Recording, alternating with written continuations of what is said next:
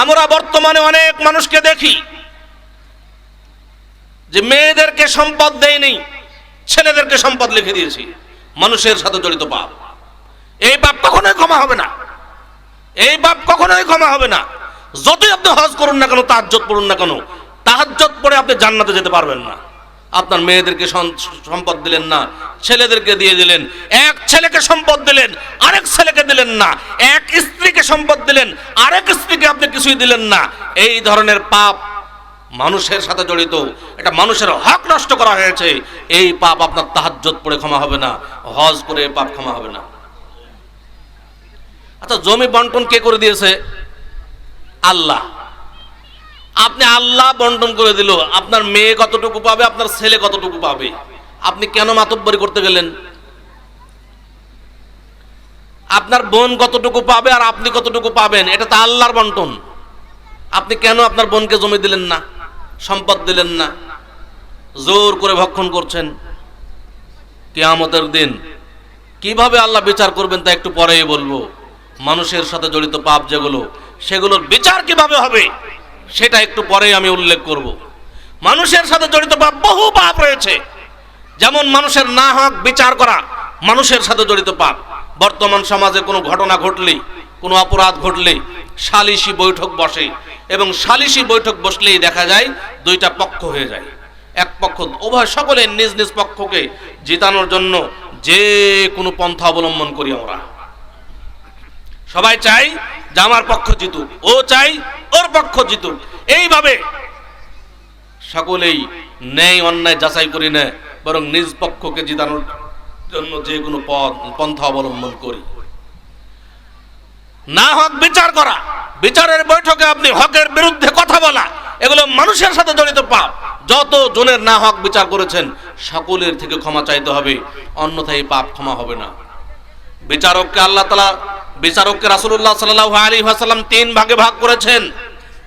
রাসূলুল্লাহ সাল্লাল্লাহু আলাইহি ওয়াসাল্লাম বলেন, আল কুদাতু সালাসা, বিচারক হচ্ছে তিন প্রকার। ওয়াহিদুন ফিল জান্নাহ, তিন প্রকার বিচারকের মধ্যে এক প্রকার বিচারক জান্নাতে যাবে। ওয়া ইসনানে ফিন নার, আর দুই প্রকার বিচারক জাহান্নামে যাবে। এক প্রকার বিচারক জান্নাতে যাবে, দুই প্রকার বিচারক জাহান্নামে যাবে।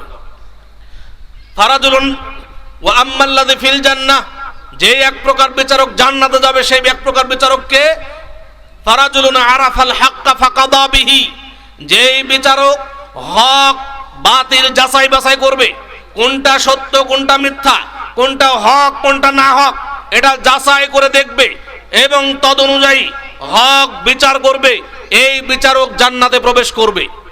তাহলে এটা জান্নাতি বিচারক। যে বিচারক হক না হক যাচাই করে দেখবে এবং হক বিচার করবে, এই বিচারক যাবে জান্নাতে।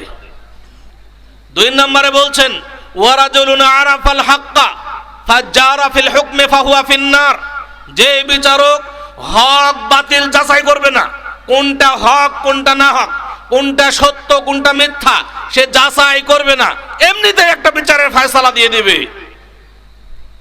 সেই বিচারক জাহান্নামে প্রবেশ করবে। না, যে ব্যক্তি হক না হক যাচাই করবে এবং বুঝতে পারবে যে এটা হক, কিন্তু স্বজন প্রীতি করে বিচার করবে, কারো টাকা খেয়ে বিচার করবে, যার অর্থ সম্পদ বেশি তার পক্ষ নিয়ে বিচার করবে, যার পরিবারের ভোট বেশি তার পক্ষ নিয়ে বিচার করবে, এই বিচারক যাবে জাহান্নামে। আর তিন নম্বরে হচ্ছে, যে বিচারক হক না হক যাচাই করে দেখবে না, এমনিতে একটা বিচারের ফয়সালা দিয়ে দিবে, ওর বিচারের ফয়সালা যদি সঠিকও হয় তবু ওই বিচারক জাহান্নামে যাবে, কারণ সে যাচাই বাছাই না করেই বিচারের ফয়সালা দিয়েছে। অতএব বিচার করা কাজটি অত্যন্ত কঠিন কাজ। যারা যদি সমাজে বিচার করেন সাবধান থাকবেন। রাসূলুল্লাহ সাল্লাল্লাহু আলাইহি ওয়াসাল্লাম বলছেন, মান জুইলা কাদিয়ান বাইনান নাস, যাকে জনসমাজে বিচারক নির্ধারণ করা হলো, ফাকাদ যুবিহা বিগাইরি সিকিনিন, তাকে ছুরিবিহীন জবেহ করা হলো। মানে কি? মানে বিচার করা কাজটি অত্যন্ত কঠিন কাজ বলে উল্লেখ করেছেন রাসূলুল্লাহ সাল্লাল্লাহু আলাইহি ওয়াসাল্লাম। কারণ যখন আপনি হক বিচার করবেন আর আপনার বিচারের ফয়সালা যদি আপনার আত্মীয় স্বজনের বিরুদ্ধে চলে যায়, তাহলে আপনার আত্মীয় স্বজন আপনার উপর ক্ষেপে যাবে, রেগে যাবে।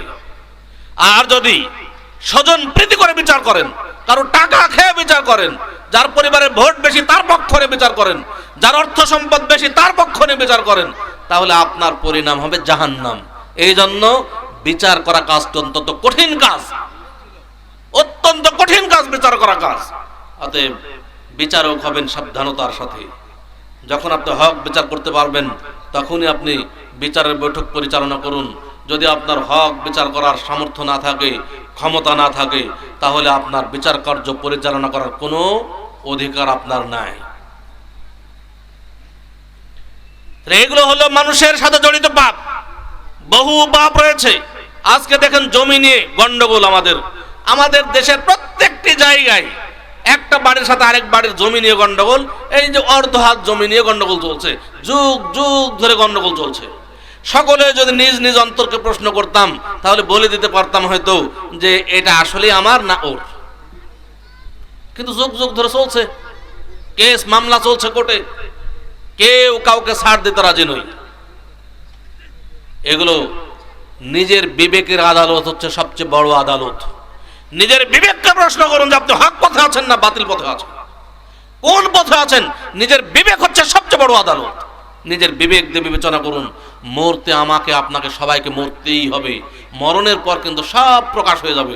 এখন হয়তো আপনি বুঝতে পারছেন না, কিন্তু মরণের পর কিন্তু কোনো কিছুই গোপন থাকবে না, সব প্রকাশ হয়ে যাবে। এবার আল্লাহর মানুষের সাথে জড়িত পাপ, আল্লাহ তাআলা বিচার কিভাবে করবেন পরকালে, তার একটি হাদিস অনুবাদ করি।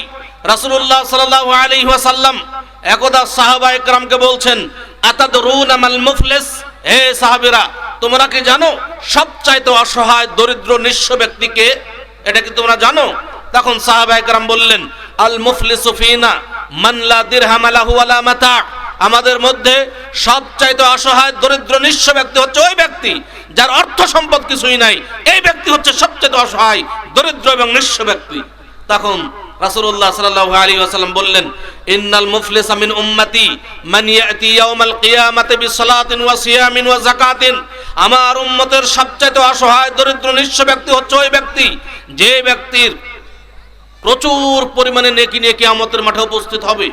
যে ব্যক্তি নিয়মিত সালাত আদায় করেছে, সিয়াম পালন করেছে, যাকাত আদায় করেছে, হজ করেছে, বহু নেকি অর্জন করেছে, বহু নেকি নিয়ে সে কিয়ামতের মাঠে উপস্থিত হবে। তারপরে কি হবে? ওয়ায়াতি কদ শাতামা হাযা ওয়া কাযাফা হাযা ওয়া আকালা মাল হাযা ওয়া সাফাকা দামা হাযা ওয়া দারাবা হাযা। তখন একের পর এক তার বিরুদ্ধে অভিযোগ করতে থাকবে অন্যান্য মানুষ। কেউ এসে বলবে, হে আল্লাহ দুনিয়াতে এই ব্যক্তি আমাকে গালি দিয়েছে। আরেকজন এসে বলবে, দুনিয়াতে হে আল্লাহ দুনিয়াতে এই ব্যক্তি আমার গীবাত করেছে। আরেকজন বলবে, হে আল্লাহ দুনিয়াতে এই ব্যক্তি আমার বিরুদ্ধে মিথ্যা অপবাদ দিয়েছে। আরেকজন এসে বলবে, হে আল্লাহ দুনিয়াতে এই ব্যক্তি আমার অর্থ সম্পদ অন্যায়ভাবে জোর করে ভক্ষণ করেছে। আরেকজন এসে বলবে, হে আল্লাহ দুনিয়াতে এই ব্যক্তি আমাকে মেরেছে, আমাকে হত্যা করেছে। এইভাবে একের পর এক অভিযোগ পেশ করতে থাকবে। তখন আল্লাহ তাআলা কিভাবে বিচার করবেন, ফায়সালা করবেন? কারণ এই পাপ তো আল্লাহ ক্ষমা করেননি, কারণ মানুষের সাথে জড়িত, আল্লাহ তো ক্ষমা করবেন না। এই পাপের কিভাবে বিচার হবে? তখন রাসূল সাল্লাল্লাহু আলাইহি ওয়াসাল্লাম বলছেন, ফায়ুতা হাযা মিন হাসানাতিহি ওয়া হাযা মিন হাসানাতিহি। যখন একজন এসে বলবে, হে আল্লাহ দুনিয়াতে ব্যক্তি আমাকে গালি দিয়েছে, তখন গালির সমপরিমাণ নেকি তার থেকে নেবেন। ওই যে ব্যক্তির অনেক নেকি আছে, অনেক নেকি অর্জন করেছে, ওই নেকি থেকে গালির সমপরিমাণ নেকি তার থেকে নিয়ে তাকে বলবেন, যাও তোমাকে নেকি দিয়ে পরিশোধ করে দেওয়া হলো, নেকি দিয়ে পরিশোধ করে দেবে। আরেকজন যখন এসে বলবে, হে আল্লাহ দুনিয়াতে এই ব্যক্তি আমাকে মেরেছে, আবার ওই পরিমাণ নেকি তার থেকে নিয়ে তাকে বলবেন, যাও পরিশোধ করে দিলাম। আরেকজন যখন এসে বলবে, হে আল্লাহ দুনিয়াতে ব্যক্তি আমার গীবাত করেছে, আমার বিরুদ্ধে মিথ্যা অপবাদ দিয়েছে, যারা যারা অভিযোগ করবে, যেই যে অভিযোগ পেশ করবে সেই সেই অভিযোগ সমপরিমাণ নেকি তার থেকে নিয়ে তাকে দিয়ে পরিশোধ করে দিবেন। একের পর এক নেকি দিয়ে পরিশোধ করতে থাকবেন। ফাইন ফানিয়াত হাসানাতুহু, এইভাবে নেকি দিয়ে পরিশোধ করতে করতে করতে যখন নেকি শেষ হয়ে যাবে, নেকি শেষ হয়ে গেছে কিন্তু অভিযোগকারী শেষ হয়নি, আরো অভিযোগকারী আসছে অভিযোগ করতে, কিন্তু নেকি দিয়ে পরিশোধ করার মতো আর নেকি নাই। তখন কি হবে? উখিযা মিন খাতায়াহুম ফাতুরিহাদ আলাই। তখন যেহেতু তার নেকি দিয়ে পরিশোধ করার মতো নেকি নাই, সেহেতু যারা অভিযোগ করতে আসছেন তাদের অভিযোগ সমপরিমাণ পাপ তাদের থেকে নিয়ে ওই ব্যক্তির ঘাড়ে চাপিয়ে দিবেন। কারণ তার পাপ কমে গেল, যেহেতু তুমি নেকি দিতে আর পারছো না, নেকি নাই, অতএব তার পাপ নাও, তার পাপ কমে গেল।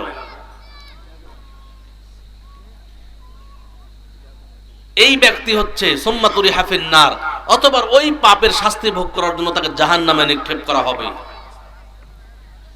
একজন ব্যক্তি যে প্রতিদিন রিকশা চালায় রাস্তায়, প্রতিদিন তার অর্থ সম্পদ কিছুই নাই, একটা রিকশা আছে বা কারো রিকশা ভাড়া নিয়ে চলে, সে প্রতিদিন রিকশা চালায় আর চাল কিনে নিয়ে আসে, কিছু তরকারি কিনে আর খায়।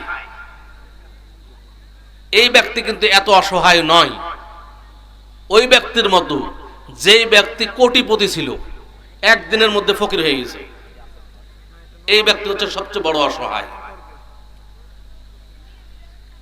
যে ব্যক্তি প্রচুর পরিমাণে নেকি নিয়ে উপস্থিত হয়েছিল কিয়ামতের মাঠে, যে দুনিয়াতে বহু ইবাদত করেছে, অনেক নেকি হাসিল করেছে, সেই নেকি নিয়ে সে জান্নাতে যেতে পারলো না, বরং সেই নেকি গুলো মানুষের হক নষ্ট করার কারণে মানুষকে দিয়ে শেষ পর্যন্ত তাকে জাহান্নামে যেতে হলো। এর চাইতে বড় অসহায় দরিদ্র নিঃস্ব ব্যক্তি আর কেউ হতে পারে না। আমরা আমাদের সমাজে বহু মানুষ আছে এই ধরনের, তাহাজ্জুদ ছাড়ি না কিন্তু মানুষের হক নষ্ট করি।